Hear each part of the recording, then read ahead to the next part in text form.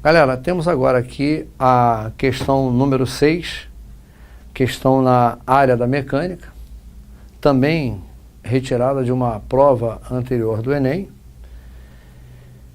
E o enunciado informa que o mecanismo que permite articular uma porta, e aí ele diz que tanto faz ser a porta de um móvel ou de acesso a uma casa, é a dobradiça. Então a dobradiça permite que se faça aquele movimento de abrir e fechar a porta, quer dizer, a articulação. Normalmente são necessárias 2 ou mais dobradiças para que a porta seja fixada no móvel ou no portal. Ele aqui então registra as 2 dobradiças que prendem a porta no móvel ou no portal de uma casa, enfim, seja o que for. A porta permanece em equilíbrio, podendo ser articulada, quer dizer, abrir e fechar, né? No plano, o diagrama vetorial das forças que as dobradiças exercem na porta está representado em qual esquema? Então, o objetivo está muito claro, é a representação das forças que as dobradiças exercem nessa porta. Nós vamos, então, imaginar aqui a existência de um portal numa residência, num armário, seja o que for. Aqui nós vamos imaginar que esteja a tal porta fixada. Eu tenho uma dobradiça prendendo a porta aqui, a outra dobradiça prendendo nesse ponto. Muito bem. Nós temos como meta descobrir as forças que a dobradiça exerce na porta, nesta posição e nesta aqui. Bem, sem dúvida nenhuma, a terra atrai a porta para baixo. Essa porta sofre ação de uma atração por parte da terra. Essa força com que a terra atrai, nós chamamos de peso da porta.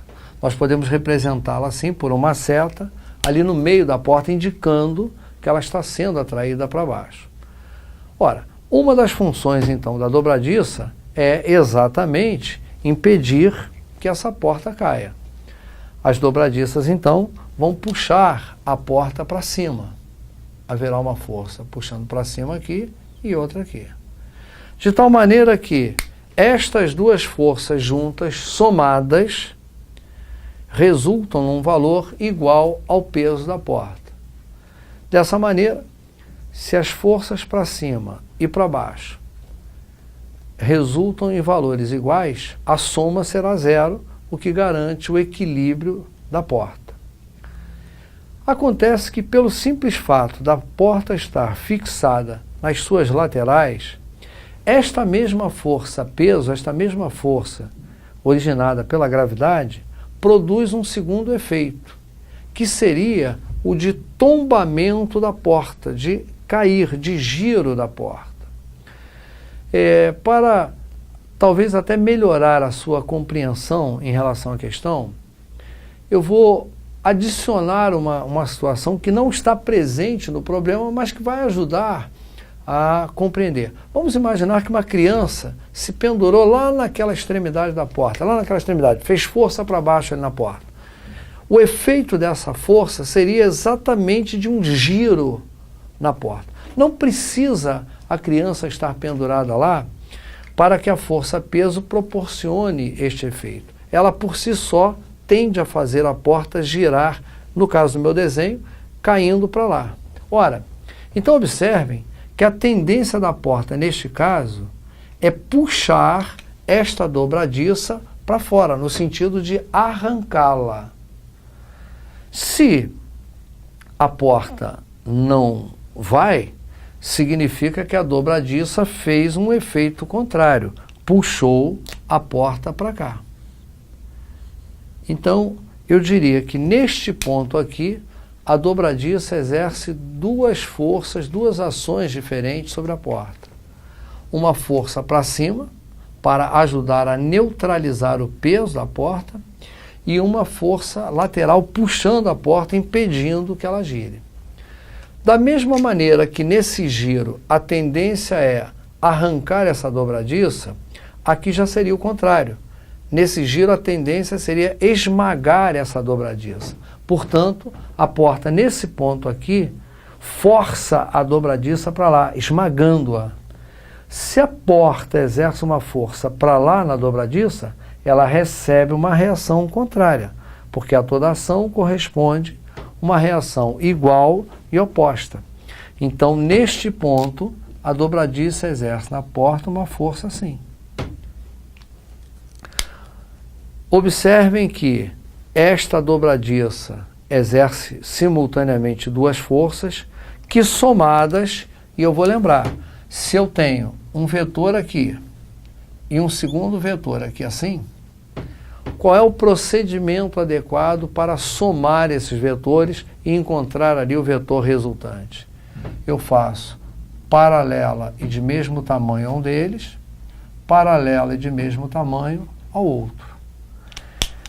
Fica formado este paralelogramo. Esta diagonal corresponde à soma dessas duas forças. Portanto, eu vou fazer paralela a uma das forças, paralela a outra, com o mesmo tamanho. A força resultante, a força total exercida por essa dobradiça, fica, portanto, representada por esta seta em azul. Da mesma maneira, a força resultante aplicada por aquela outra dobradiça seria representada aqui, ó, por esta seta em azul. Então, nós vamos olhar as alternativas e verificar qual é aquela alternativa que apresenta essa situação. No caso, a alternativa D é a correta lá para o nosso problema. Tá? Essas são as duas forças aplicadas. Essa questão número 7 é uma questão retirada de prova anterior e recente do Enem, no campo lá da hidrostática. Ela informa no enunciado que o manual que acompanha uma ducha higiênica informa que a pressão mínima da água para o seu funcionamento apropriado é de 20 kPa. Embora não tenha nenhuma importância para a solução do problema, qual é o significado desse kPa? PA é uma unidade usada na medida de pressão, chama-se Pascal. Nós estamos habituados a algumas outras unidades para medida de pressão, como, por exemplo, a atmosfera, milímetros de mercúrio, Newton por metro quadrado, e o Newton por metro quadrado pode ser chamado também de Pascal, PA.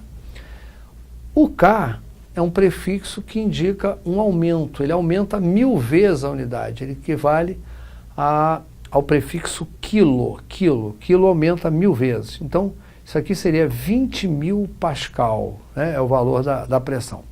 Conforme disse, isso não interfere absolutamente em nada na solução da questão.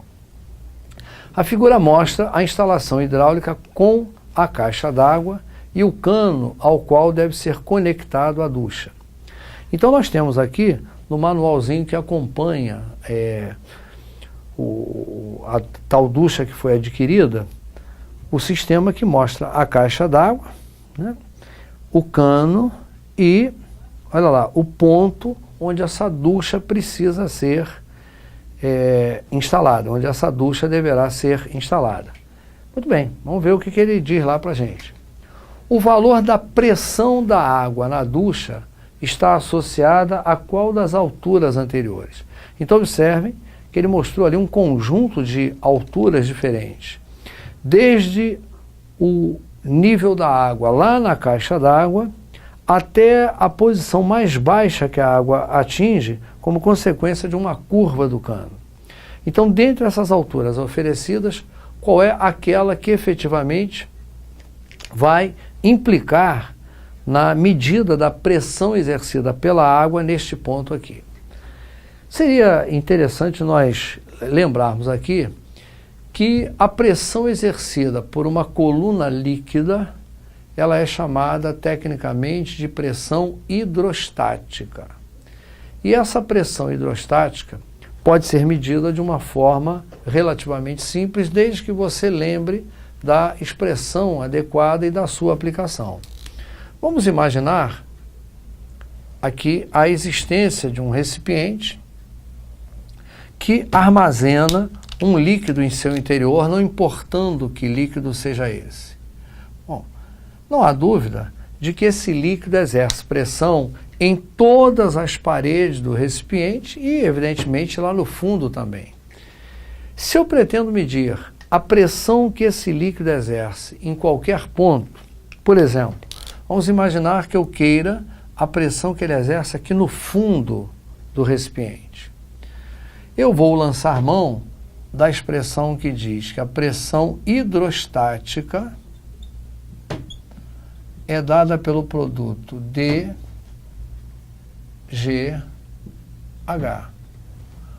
Onde nesse produto, o que é esse D que apareceu aí? Esse D é simplesmente a densidade absoluta ou massa específica do líquido presente no recipiente. Então, D expressa a densidade absoluta ou massa específica. O G, a gravidade no ambiente em que o recipiente se encontra. E o H, esse sim importante para a solução da nossa questão, ele representa a profundidade do ponto onde estamos medindo a pressão. Como eu indiquei este ponto, o H, evidentemente, seria tudo isso aqui, da superfície do líquido até o ponto onde eu pretendo medir a pressão. Isso aqui seria a medida do H. Observe que se eu quiser medir a pressão neste ponto aqui, aproximadamente ali pelo meio do recipiente, é evidente que o valor de H agora utilizado seria um valor menor do que o anterior, seria este aqui. Portanto, à medida que eu vou subindo no líquido, eu vou tendo uma altura H cada vez menor e, em consequência, uma pressão cada vez menor. E vice-versa. À medida que eu afundo no líquido, a pressão se torna cada vez maior. Se caminho horizontalmente aqui no líquido, a pressão não altera, na medida em que a medida do H, da profundidade, não se altera. Então, na medida da pressão hidrostática, é fundamental que tenhamos essas informações: densidade do líquido, gravidade e profundidade do ponto onde eu quero medir a pressão. Onde eu vou medir do ponto em questão até a superfície do líquido. E olha, não importa se eu tenho aí um recipiente com uma forma regular, com uma forma irregular, se eu tenho um recipiente mais estreito, com menos líquido. Por exemplo, se eu tivesse aqui ao lado um recipiente mais estreito que o anterior, porém contendo o mesmo líquido e até a mesma altura, até o mesmo nível, se eu quiser medir a pressão no fundo deste segundo recipiente, eu irei encontrar um valor absolutamente igual ao que encontrei lá. Se lá e cá eu tenho o mesmo líquido, a densidade é a mesma. Estão no mesmo local, a mesma gravidade e a mesma profundidade, a mesma altura de coluna líquida. Portanto, eu tenho pressões iguais. A pressão hidrostática não depende da quantidade de líquido que eu estou utilizando. Depende, sim, da altura da coluna líquida.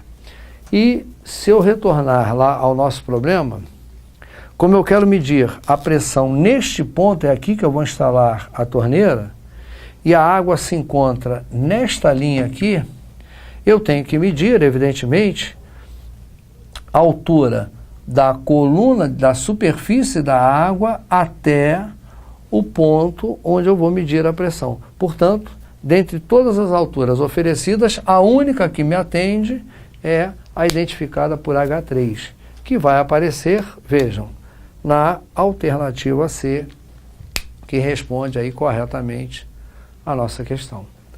Então, questão sobre pressão hidrostática, questão relativamente simples, mas, evidentemente, desde que o candidato conhecesse a expressão de utilização, né, para a solução da mesma. Já na questão número 8, nós voltamos lá para a parte dos movimentos. E ele informa que, a fim de melhorar a mobilidade na rede metroviária, é necessário diminuir o tempo entre as estações. E, para isso, a administração do metrô de uma grande cidade adotou o seguinte procedimento entre duas estações. A locomotiva parte do repouso, velocidade inicial 0, com aceleração constante por 1/3 do tempo do percurso. Mantém a velocidade constante, aqui ó, mantém a velocidade constante por outro terço e reduz sua velocidade com desaceleração constante no trecho final até parar. Então ele faz toda a descrição do comportamento da velocidade de um trem que parte de uma estação e termina seu movimento em outra. O interessante da questão é que ele pede para que o candidato identifique o gráfico posição-tempo. Observem, ele nos deu informações sobre o comportamento da velocidade e me pediu o gráfico posição-tempo. Nós vamos, a fim de poder trabalhar e desenvolver a solução da questão, primeiramente, representar aqui o sistema de eixos cartesianos, no qual pretendemos construir o gráfico para que depois possamos, então, fazer a sua identificação. No eixo vertical, eu teria as informações sobre as posições S, e aí se você quiser chamar de S, de X, isso é indiferente. E no eixo horizontal, vamos dar uma melhorada no nosso eixo horizontal aqui, nós vamos ter a indicação do tempo. Ele vai partir de uma estação. Eu vou considerar essa estação a posição 0. Ele vai, durante 1/3 do tempo, ir de uma estação até outra, de uma posição até outra. E neste período, segundo o problema, ele vai acelerar. Repare que o trem está inicialmente parado e ele acelera, quer dizer, ele ganha velocidade, a velocidade vai aumentando. Nesse período, ele vai mudando de posição e como a velocidade está aumentando, como ele está acelerando, a representação será feita através de uma figura que se assemelha a um pedaço ali de uma parábola.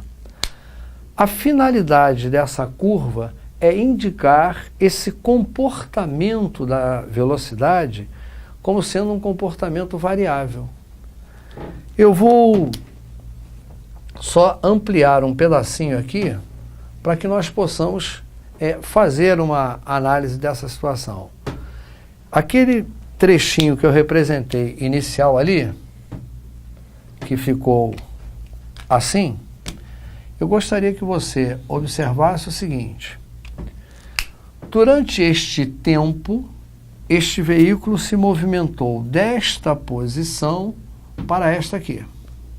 Muito bem. Eu vou pegar esse tempo aqui e vou dividi-lo exatamente ao meio. Ó, esse pedaço igual a esse aqui. Ó. Dividir o tempo ao meio, em duas partes iguais. Observe que na primeira metade do tempo, ele foi desta posição para esta aqui. Ele andou isso. Na outra metade do tempo, ele foi daqui para cá. Ele andou daqui para cá. Na primeira metade do tempo, ele andou esse pedacinho. Na outra metade do tempo, ele andou nitidamente mais. Se ele andou mais nesse pedaço, é porque a sua velocidade aqui foi maior. Então, este tipo de gráfico, este formato de curva, indica aumento de velocidade, movimento acelerado. Já no terço seguinte, ele se movimenta ele vai de uma posição para outra, ele continua avançando em direção a outra estação, porém a velocidade permanece estabilizada, a velocidade permanece constante. Portanto, nesse pedaço, a representação gráfica será feita através de uma reta. A reta caracteriza a velocidade constante. Em tempos iguais, ele percorre distâncias iguais, espaços iguais. Já no terço final, na parte final do seu movimento, ele continua avançando para se aproximar da próxima estação, porém, a velocidade vai sendo diminuída, vai reduzindo. Então, o gráfico agora será representado também por uma curva, também por um pedaço, uma parábola, só que com uma indicação diferente desta aqui, indicando que a velocidade está diminuindo de valor, ele vai andando cada vez menos. Se nós fizéssemos igual análise, observem, eu tenho aqui a representação deste pedacinho ampliado, você vai poder notar que saiu dessa posição, foi até aqui. Se eu dividir o tempo ao meio, ó, esse pedaço e esse aqui são iguais, dividir o tempo ao meio. Na primeira metade ele andou isto aqui, ó, nitidamente aqui, ó. Na outra metade ele andou menos, Se ele andou menos é porque a velocidade ficou menor. Então eu tenho aqui uma fase em que ele acelera, estabiliza a velocidade e freia. Se for procurar por uma figura semelhante a essa, dentre as que nos são oferecidas nas alternativas, a que mais se aproxima da situação, observem, é a letra C. Eu vou apagar aqui, inclusive, para ficar mais fácil a identificação. Ó. Essa é a fase em que ele está acelerando, estabilizou a velocidade e agora está freando. Portanto, letra C, alternativa correta para a nossa questão.